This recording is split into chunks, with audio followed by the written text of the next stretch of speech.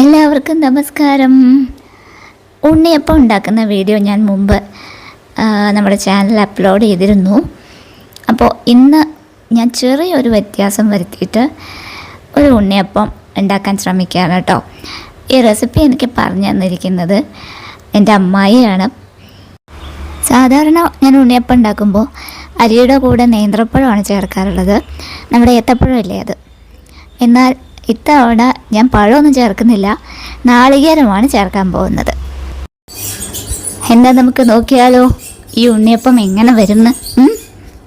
അപ്പോൾ കുറച്ച് പച്ചരി കുതിർത്താൻ വെച്ചിരുന്നു, അതും പിന്നെ കുറച്ച് നാളികേരവും പിന്നെ കുറച്ച് ഏലക്കായും, ഇത് മൂന്നും കൂടെ മിക്സിയുടെ ജാറിൽ നന്നായിട്ടൊന്ന് അരച്ചെടുത്തിട്ടുണ്ട്. ഇനി നമുക്ക് ശർക്കരപ്പാനി വേണം. അതിൽ ഒരു 7 അച്ച് ശർക്കരയാണ് കേട്ടോ എടുത്തിരിക്കുന്നത്. 1.5 നാഴി പച്ചരിയാണ് ഞാൻ അരയ്ക്കാനെടുത്തത്. അതിലേക്ക് ഒരു 7 അച്ച് ശർക്കര. മധുരം കറക്റ്റായിരുന്നു കേട്ടോ.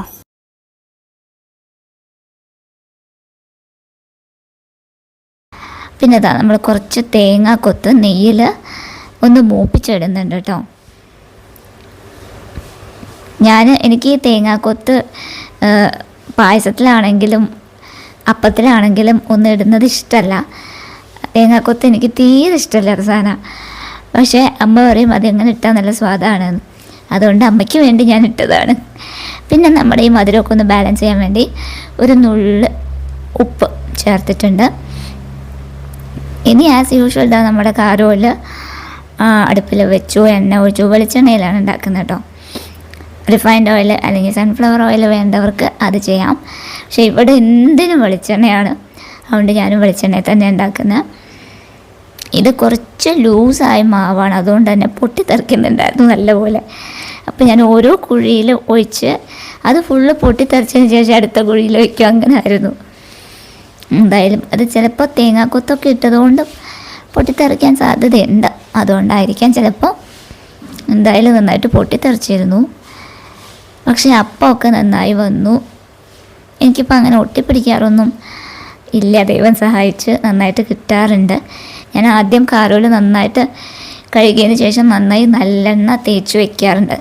എന്നിട്ട് അത് പേപ്പർ കൊണ്ട് നന്നായി തുടച്ചെടുക്കും. അതിന് ശേഷമാണ് വെളിച്ചെണ്ണ ഒഴിച്ച് നമ്മുടെ അപ്പം ഉണ്ടാക്കുക. അത് അപ്പമൊക്കെ നല്ല കറക്റ്റായി നല്ല ടേസ്റ്റ് ഉണ്ടായിരുന്നു.